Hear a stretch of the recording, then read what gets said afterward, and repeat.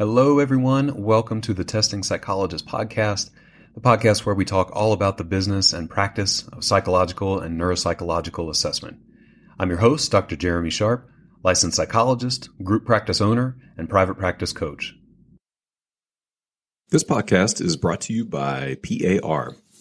Use the FACT to help kids who are experiencing trauma.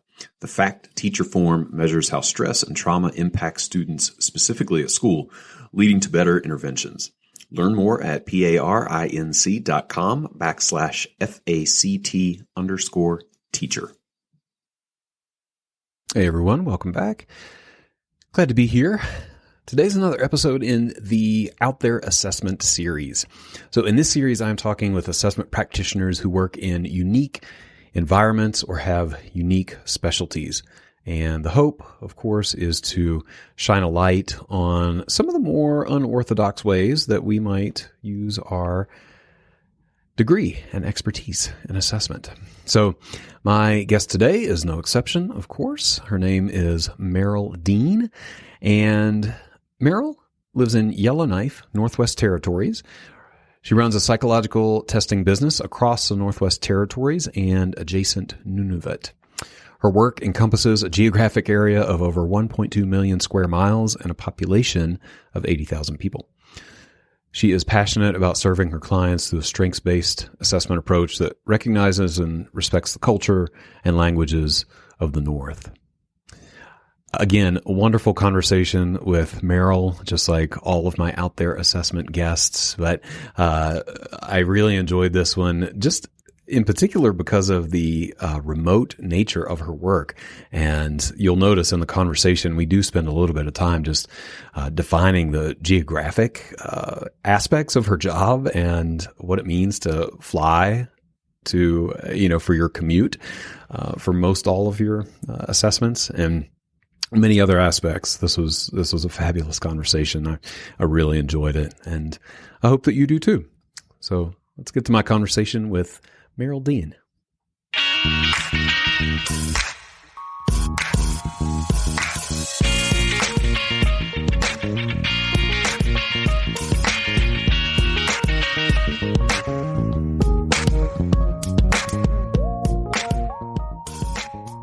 Merril, hey, welcome to the podcast. Thank you very much, Jeremy. I am really glad to have you. We've ended up, I can't remember if I mentioned this, but we have ended up with a little bit of a mini-series within the mini-series of folks who are working with native or tribal or indigenous populations, both across the United States and now Canada. And so I am excited to have you as a representative from the Northern Territories. So let's dive into it. I don't want to tease people and keep talking and get something wrong. So let's talk about what you do. Tell me about your work. Okay.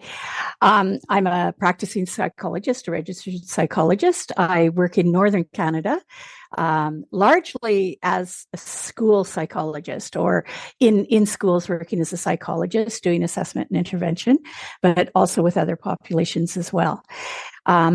So when I say I live in Northern Canada, I live in the territory of the Northwest Territories, which is a geographic landmass in Northern Canada.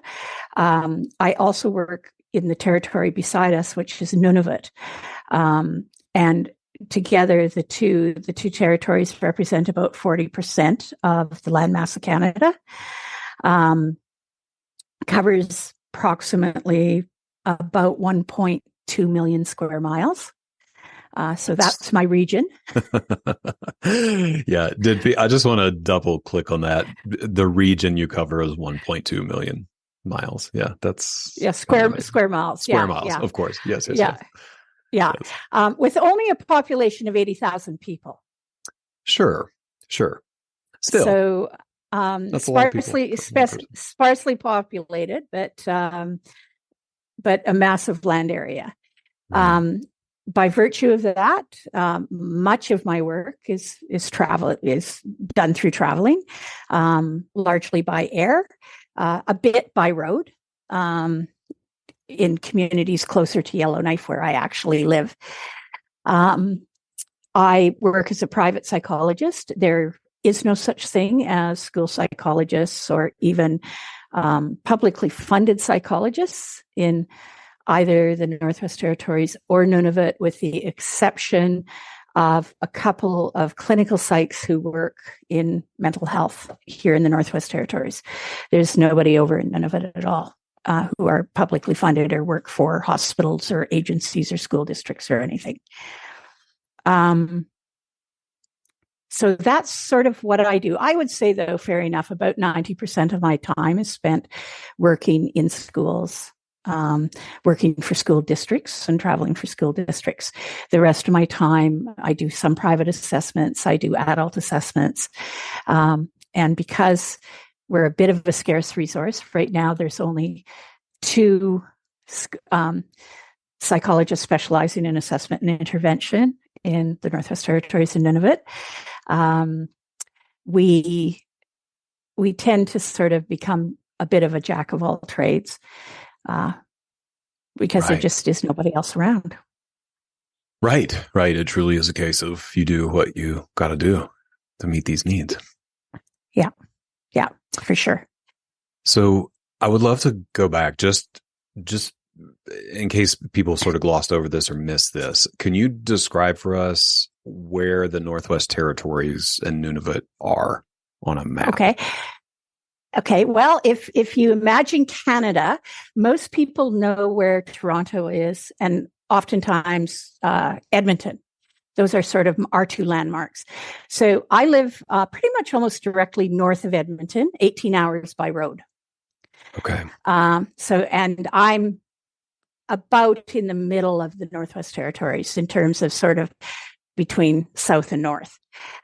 So I'm 18 hours north of Edmonton by road. Iqaluit, which is the capital of Nunavut, there is no road, but they're, I think, about 4 to 5 hours by air from Toronto. Okay. So Yellowknife and Iqaluit tend to be the 2 touchstones where you fly to fly out of, and they're about 1,200 miles apart. Mm-hmm. Mm-hmm. And then the other touchstone is Inuvik, which is on the coast of the Arctic Ocean, again, north of Yellowknife, about another 600 square miles. Yes. So we're far, far north. Right. I guess, consider us close to Alaska, in terms of the where we are, but we're over 2 mountain ranges. We're east 2 mountain ranges from Alaska. Right. Yes.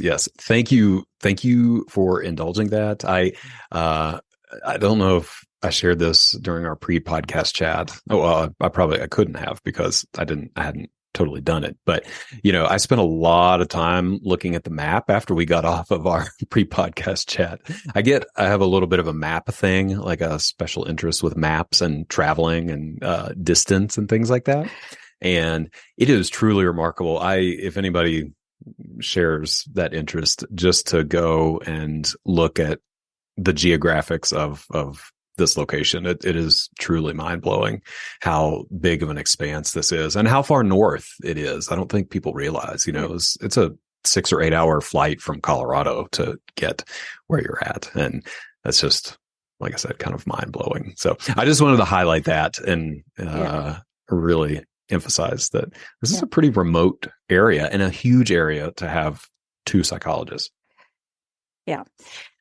We do have more psychologists working in private practice up here, but they typically work as clinical psychs doing counseling and therapy. So I think our Northwest Territories Psych Association has I'm just trying to remember. I think we have 23 members who actually live in the territories. Okay. About 85 members. Yeah, tons of us. Tons of people. Yeah, that's way more. Yeah. Okay. No, that's remarkable. So I want to ask so many questions, but I am particularly curious about the travel aspect of this job. So you said that most of it is happening by air. Tell me a little bit about the logistics of that, as far as I don't know. There are so many questions. Like, how are you transporting testing material, like test kits? Are you checking a bunch of test kits? Are you like doing iPads? Let's start there. Well, I'm doing iPads, and I was never happier than quite frankly, than when they came up with iPad testing. When I first started, I've been doing this for about 10 years now. And when I first started, I was hauling test kits. And so quite literally, I'd get on the plane with my suitcase, which contained my clothes and my food for the week or the week, 2 weeks I was traveling for, and my test kits. And so my suitcase would weigh, 35 or 40 pounds. And my test kits would weigh another 150 to 200 pounds because that's, sort of what you're hauling along. So actually, when they first came up with the iPad testing, I actually made an arrangement with the biggest publisher of iPad testing to trial it for 3 months free of charge, because I said to them, like, if it won't work in a community where there's minimal cell service and no internet, I can't use it. Absolutely. And I didn't want to sort of make that big investment and then discover that I couldn't use it in the northern communities. Interestingly enough, it's been very successful for me. I not yet been in a community, knock on wood, where I haven't been able to, even if internet is awful, and internet up here can be very awful and unstable. I haven't been in a community yet where I haven't been able to hotspot off my phone when push comes to shove. Okay. So I do travel. I do a lot of electronic testing now, using iPads or other online testing, although that is more problematic if it can't sit resident on your computer and not need the internet. And it has certainly lessened the amount of what I have to haul with me in terms of testing kits. I think over the years, too, I've become much more adept at being able to look at the case files that clients I'm going in to see and work with, and sort of be able to formulate my cases and know what I may have to bring. So I'm not, I think in my first 2 years, I was bringing everything along, because if you're only visiting a community once or twice a year, you don't want to suddenly be sitting in a community and realize you forgot your nonverbal testing kit that you needed. Of course. Of course. Oh my gosh. Is it without problem? No, it isn't. I just came back from 3 weeks over in the Eastern Arctic in Iqaluit, and I landed and discovered I had, in the course of packing my suitcase with all my protocols, I had actually packed my unnecessary pile of protocols. Oh, no. I'm sure that, anybody can make that mistake. Yeah, it just becomes a little harder when there's only 3 flights in a week. Sure. My goodness. So that gets at another question I was going to ask, which is how you structure the scheduling for these evals. It sounds like you're going to locations only once or twice a year. Is that pretty consistent amongst locations? That's pretty consistent among locations. So typically, I will travel into, depending upon the size of the community. And I sort of view it as I work in districts or regions. So I may fly into a region, and I might be working in 4 different or 5 different communities, or 3 to 4 communities in that region, depending upon the region, for a period of 2 weeks. And so I fly into the region, and then depending upon the region is, from there, I may drive, or I may do more flying on smaller planes. And so I go into a community for 2 or 3 days, or larger community, Yellowknife, Iqaluit, Inuvik, Hay River, those kinds of communities. I might be there for, upwards of 5 days or something like that. When I go in, I tend to work every day of the week. I don't tend to take weekends, because you're there and you might as well work. Sure. And the cost of having you there, sort of thing, is the cost of somebody coming in to do that work. It's just, there is lots to do. So my people I contract with, actually, I allow them to do all of the booking for me for hotels and accommodation and transportation, just because they have the expertise for their region. We're flying small, tiny airlines. Getting a hold of them can be difficult. Knowing how it works. Many of the communities I stay in don't have, quote, official hotels and things like that. So they know who's running the bed and breakfasts and where the accommodations are available and things. It's more difficult to find them just going on Google or something. So I really do rely on sort of the local regions to provide that expertise for accommodations and things like that. Yeah, it sounds like the relationships with each of these regions and the folks there are incredibly important. It is. And it's interesting because, I started, we talk about the massive area we are, and it's true, but population wise, we're very small. And so I've been in the North for 36 years, living in the capital city here in Yellowknife in the Northwest Territories. And because previous to this, I was in education and teaching, as was my spouse. And we are a center for families coming in for all different kinds of services. There's not a community. There's not been a community that I've traveled to that I've not come across people I know, either former students, or the children of former students, or people we've worked with, who've been in Yellowknife for short periods of time. And so relationship is important and you can build it, but it's a very interesting or a very different kind of situation, I think, than the phenomena of sort of the practice of urban psychology and that whole concept of dual and multiple relationships. I find certainly working in the North, and I think in part working with Indigenous communities where the family story is so important, that one of the things, that the formal practice of psychology, particularly in the area of clinical psychology, but of, you don't share, you make sure that you're this, I can't even think of the proper term for it, but you're this person that sort of doesn't share anything personal. You're the expert, the guide on the side, and you're not sharing who you are, personalized information. And I find really working with Indigenous populations in the North that creates a really false barrier of the relationship. And it serves in a way, I think, to reinforce what in Canada we would call sort of the colonialization of Indigenous people, and serves to separate you from them. And as a result, I don't think that you form good relationship, and I don't think that there's a buy-in, that it becomes very much deemed as sort of an imposition.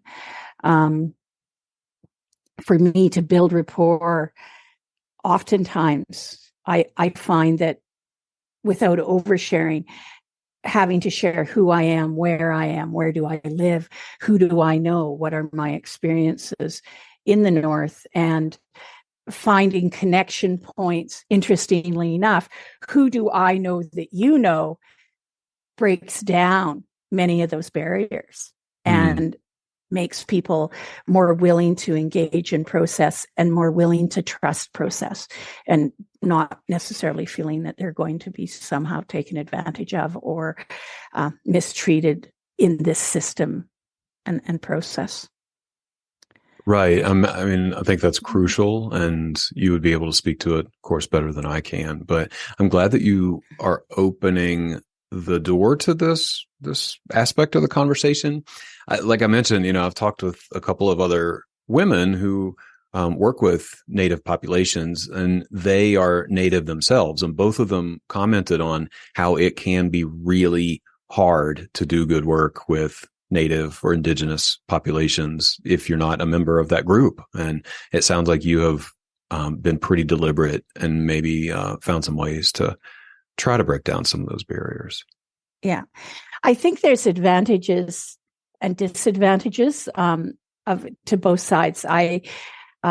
Unfortunately, the reality is at this point in time, we have no local Indigenous psychologists practicing in the Northwest Territories.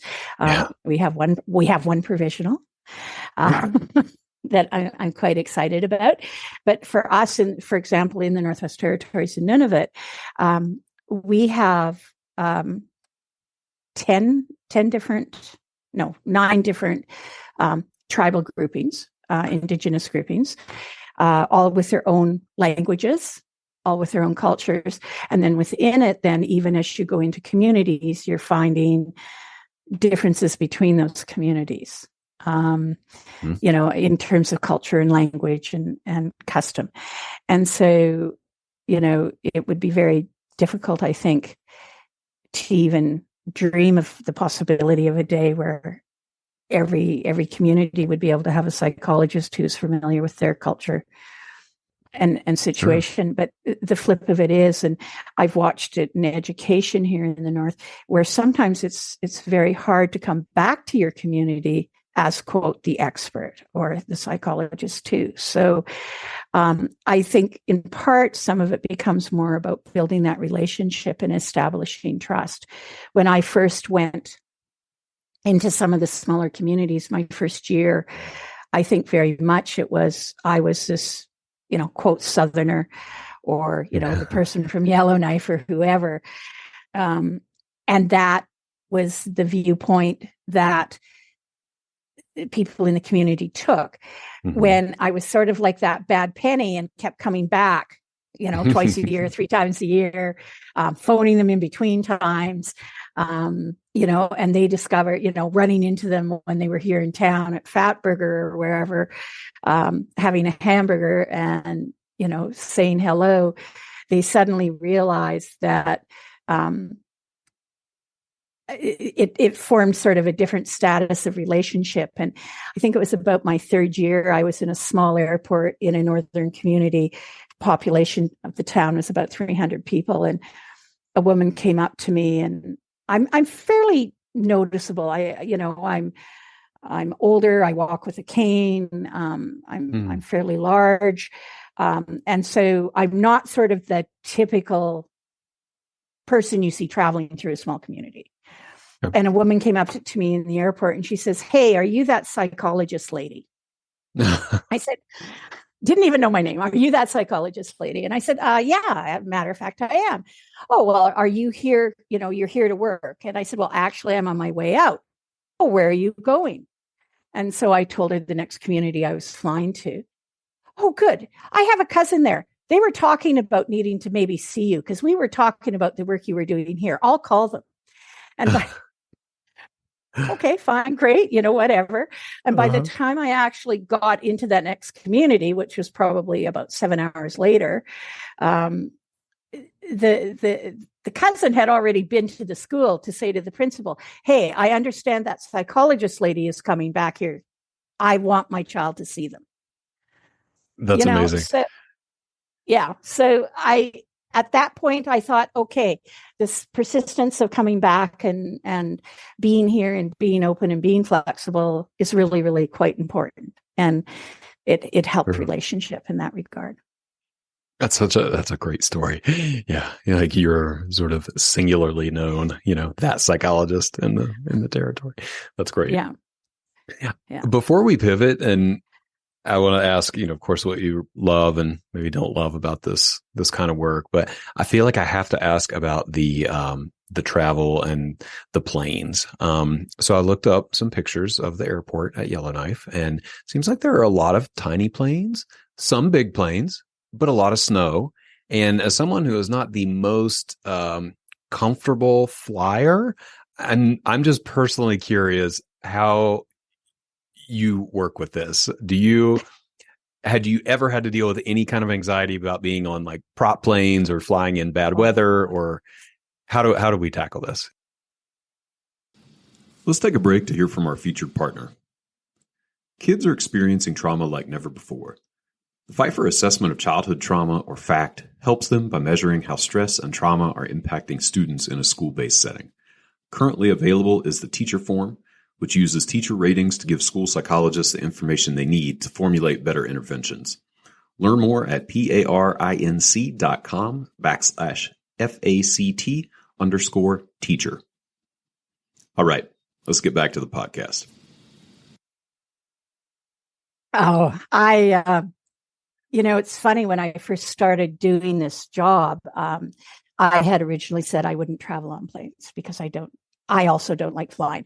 I had a previous job in a previous career, 45 years ago, where I did do flying in small planes and had some incidents that made me sort of re-examine my position on small plane flying, at which point I quit doing that.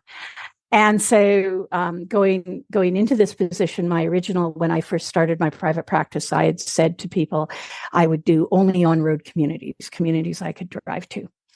And some good friends who I'd worked with in education came back to me and said, Merril, you've said you want to do this work for Northern kids.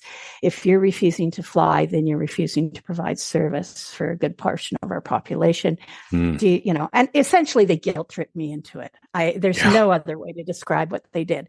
So I agreed that I would give it a shot. I would at least give it a shot, because it had been maybe, 25 years since I'd been on a small plane.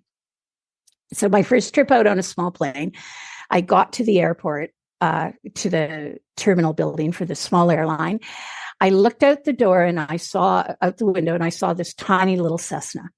And I looked at it and I thought about the testing bags and the kits, because at that point I was still hauling all my kits. Mm-hmm. And I thought, my kits are bigger than that airplane. I swear, my kits are bigger than that airplane.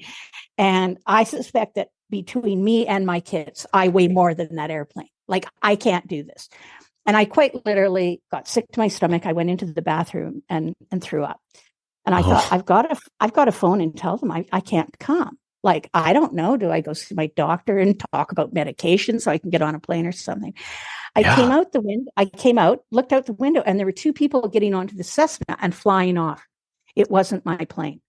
Oh my! And God. I just sort of went, thank God, it wasn't for me. And the next plane that came that they brought over was a little 8-passenger caravan. And I looked at this plane and I thought, it looks huge. Okay. It's way better. It's way better. It's all relative. It's all relevant. And so, I got on the plane and I made it, and it was okay. And generally speaking, that seemed to get me over the hump. The smallest planes I've flown on are like Twin Otters that, typically take, they might take upwards of 12 passengers. Caravans, I've not had to fly anything smaller than, like an 8-passenger plane. So, now sometimes it's me and the groceries for the store, for the community for the week in the plane. That's it. I, have lots of pictures of me sort of sharing my seat with the salads that people will be eating that night in the community, or whatever food they're bringing in. A few pictures, of sitting beside the door on the plane, and you can actually see out, cracks. One actually appeared in my Facebook memories the other day from about 5 years ago, and it was on a Twin Otter flying somewhere, and some of the seal had gone away. And I remember posting before I left, is this plane really safe to be on? And a pilot friend responded, oh yeah, it's a Twin Otter, absolutely no problem. It doesn't go high enough for you to worry about that crack in the door. Although he says, you better be dressed warm, because if it's middle of winter, Merril, it'll be cold in the plane. And it was. So generally speaking, oh my gosh. you do that. We have had some periods of times, I think, where there's been higher anxiety about travel, just because, there were some periods of time where we've gone through, series of air crashes or downing of planes. And that makes it just a little more stressful getting on the next plane. Sure. But you do it. And that's the downside. I think, you talk about the pluses and minuses. Mm-hmm. I think overcoming sort of that nervous flyer aspect, and, steeling yourself to get onto a plane and get off a plane, and is the hardest part of the job in many ways. Well, I can certainly identify with that. Yeah. That was one of the first things I thought of when you described what you do. I thought, oh my gosh, what would that be like to do so much flying on these tiny planes? Yeah. I communicate sometimes with a school psychologist over in Alaska, and we share a lot of the same types of experiences, but it's interesting. She talks about standing out on the tarmac waiting for a plane to come. And I have to say, every community I fly into actually has an airport building. But apparently in Alaska, some of them just have airstrips and no airport buildings. Sure. So, relatively speaking, I've got it good. Nice. Well, yeah, let me ask, how did you end up in this work setting? Was it purposeful? Did you go out searching saying, I want to be the only psychologist in the Northwest Territories? How did you end up here? I actually started my career in the North as an educator. And so my husband and I came north for an adventure for a year or two. He was also an educator. I actually finished my education degree while I was up here. And I taught in the system for many years. I went into administration, became a principal, and then became a regional inclusive schooling coordinator. So I worked for a school district working on inclusionary education, which is essentially our special education equivalency. And I became, well, first of all, I'm a bit of a perpetual student anyway, but it bothered me that I felt we were spending a lot of money bringing psychologists up north to test our kids. And despite the fact that they were excellent psychologists, they really didn't have an understanding of what our students' life's experiences and our education system were up here, because it's not the system they work in. And so I made a decision to go back to school and become a psychologist, which is what I did. So at 50, I went back to school and did a psych degree. I worked for my own district for a couple of years after that in inclusive education as their coordinator, and also did their testing and things. And then decided, as my husband retired, that I would see if I could set up a private practice and just work, do a small number of assessments a year. And we would semi-retire. And in the middle of the cold winter, we would head south to Arizona or somewhere warm, that sounds and great. get out of the minus 40. I didn't think that clearly through. Obviously, if you think about it, school is between September and June, and so our winter is November to April, and of course that's when they need people who specialize in school assessments and educational assessments. So I didn't clearly think that through, but. So I set up a private business doing this form of work, thinking that I might, do 30, 40 assessments a year. And I do considerably more than that. Gosh, yeah.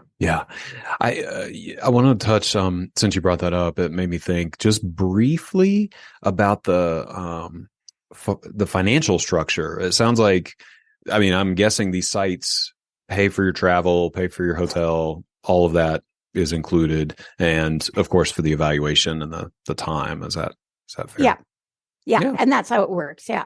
Sure. So it's all private. It's all privately paid or funded by the districts, or either private assessment. In Canada, I know in the States, and I'm constantly sort of puzzled by some of the insurance things that happen in the States, but essentially, where I am in Canada, people who have private health insurance can access it for psychological services, including testing. But not, many people here don't have private insurance because we have universal health care. But universal health care does not cover psychological assessment. And in most provinces also doesn't cover private clinical psychology. So only if you have sort of the additional funding for it. And so I know in the States, for example, Medicare will cover assessments for some students within the school system. Or some types of assessment, I think is maybe what my understanding of it is. But there's none of that up here. So it's all funded through, if I'm working for a school district, it's funded through the school district. And their inclusive schooling dollars, part of those are budgeted for assessment if necessary. Sure. Great. And because the education system in our two territories are fully inclusionary as well, it's an interesting situation because you don't need diagnosis to get services. And so it forms a different kind of need for assessment. So I'm not assessing kids to get diagnoses. I do diagnoses, and I provide diagnoses if there's diagnosis there to have happen. But really, typically, assessment is more done because the kids are head scratchers. The school is saying, we don't know how best to support this student. This is what we've tried. This is what we're trying to do. It's not working. Can you come and give us more insight into how to help the student? And honestly, they don't care if there's a diagnosis or not. They want the help to provide best services. Gotcha. It's a nice model. Yeah, it's an interesting model. It provides for a very different kind of. I think talking to psychologists and particularly people who work in school psychology or educational psychology, it's a very different kind of approach, and it allows you very much, I think, to practice from a much more strengths-based perspective. Sure, which is also really important, I think, too, when you're working with a population that has significant culture and language differences from the basis of all these norm-based tests we use, right? Like there are no standardized tests that are translated into Inuvialuktun or Plicho or South Slave Dene, or there simply aren't, and many of our students and many more of our adults, particularly like in the Indigenous populations, are English language learners or English second dialect learners and speakers. And so, there's many sort of contributing factors then to looking at what is weighing into the problems the child is facing or an individual is facing. Sure. Yeah. Well, I know we could do a whole other podcast just on that particular topic, but I appreciate you touching on it. I wanted to start to wrap up just by asking if there are any resources or recommendations. If someone out there is listening and saying, I would love to be the third psychologist in the Northwest Territory and Nunavut, how might I do that? Reach out, contact me, or contact Shayla, the other psychologist out here. We would welcome more people. There's lots of work where honestly, both of us are probably spending far too much time at work. We'd love to see more people. If it's something that you think you have to take that risk, I guess there is a bit of a jumping point, right? And to sort of say, I'm going to give it a shot and see what happens. But it probably, for me, has been the most rewarding work I believe I have done in my lifetime. And having said that, I think I've had some pretty remarkable jobs and careers across my lifespan. But this, to me, has been some of the most meaningful work I've done. And I feel at points that I've managed to make some pretty significant differences for some people that I work with. And that to me has been really huge. So take the leap of faith and go for it. Reach out to people who are already working there and saying, how can I try it? How can I come and do it? Because the distances are vast, and the population is small, and the weather is really cold, but we've all got pretty warm hearts, and we're always open to others coming. I like that. That's a really nice way to end, I think. That's a really heartwarming invitation. Yeah. Well, maybe there are folks out there who are listening who want to take an adventure. I hope so. I really appreciate you being here. Thank you for talking through what you do. This is truly fascinating, and it sounds like you're doing some really meaningful work. Okay. Thank you very much, Jeremy. All right, y'all. Thank you so much for tuning into this episode. Always grateful to have you here. I hope that you take away some information that you can implement in your practice and in your life. Any resources that we mentioned during the episode will be listed in the show notes, so make sure to check those out. If you like what you hear on the podcast, I would be so grateful if you left a review on iTunes or Spotify or wherever you listen to your podcasts. And if you're a practice owner or aspiring practice owner, I'd invite you to check out the Testing Psychologist mastermind groups. I have mastermind groups at every stage of practice development: beginner, intermediate, and advanced. We have homework, we have accountability, we have support, we have resources. These groups are amazing. We do a lot of work and a lot of connecting. If that sounds interesting to you, you can check out the details at thetestingpsychologist.com/consulting. You can sign up for a pre-group phone call, and we will chat and figure out if a group could be a good fit for you. Thanks so much.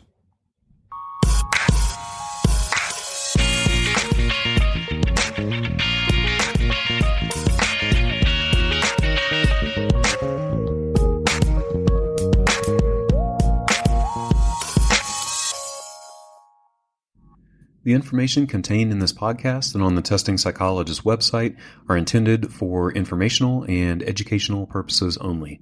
Nothing in this podcast or on the website is intended to be a substitute for professional psychological, psychiatric, or medical advice, diagnosis, or treatment.